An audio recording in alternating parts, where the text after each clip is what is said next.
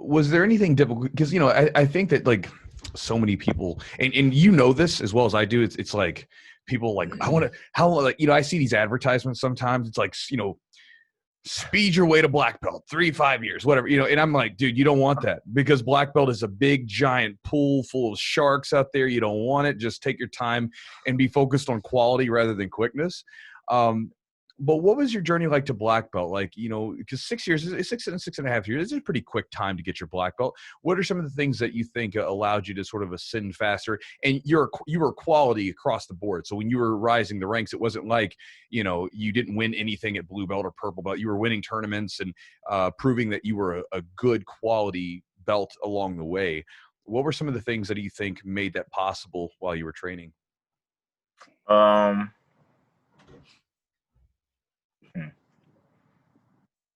It's like a bunch of stuff.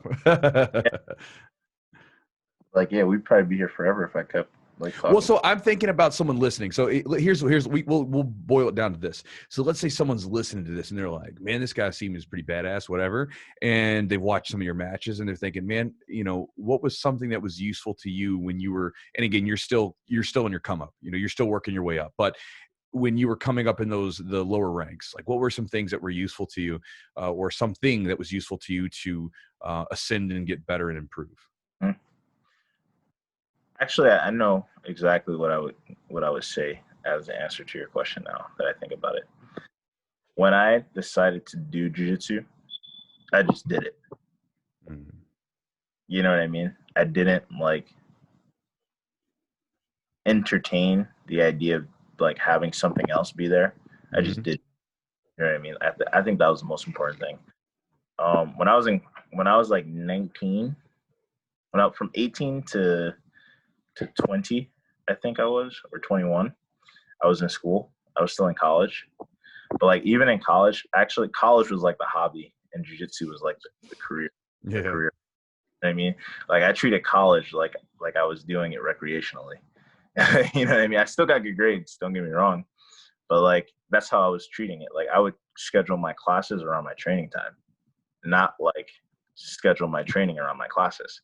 So like from the day that I was able to come back to training after that break I told you guys about, and my instructor, like my old instructor, just let me train, I didn't do anything else but train.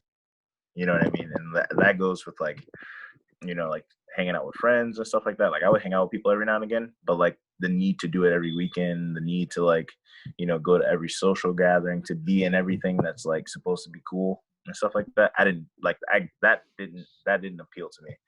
The only thing I cared about was just like this goal, and the goal in the beginning, I don't think the goal was to become a black world champion. In the beginning, I was just trying to see like what I could like get from it. You know what I mean? I was just like, I really like it. Like, can I be good one day? You know what I mean? Like, how good could I be? So like, I've always been the type of person that's like, if I do something, then I want to be the absolute best at it. You know what I mean? I don't want to sit and be mediocre. I'm going to like give like 1000%, like literally whatever, like it says like in the like self-help books that you're supposed to do. Like I was going to give it a try and do it. Like when I used to play baseball, I remember my coach, he'd be like, Johnson, you suck. And then he was like, but I'm gonna make you good. And then like he would like come to practice early and like hit me fly balls. He'd stay after practice and we'd do BP after practice. Like I would be the first one there, be the last one to leave. And like that mentality, like for me when I was a kid, at least like coming up like 18, 19 and 20, I always wanted to be the guy, and still to this day, working more than everybody else. You know what I mean? Like I never want to, like when I lose tournaments, for example, like I get a little, everybody gets bummed out a little bit. You're like, dang, like, that sucks. But I'm never like, I should have done this. I could have done that.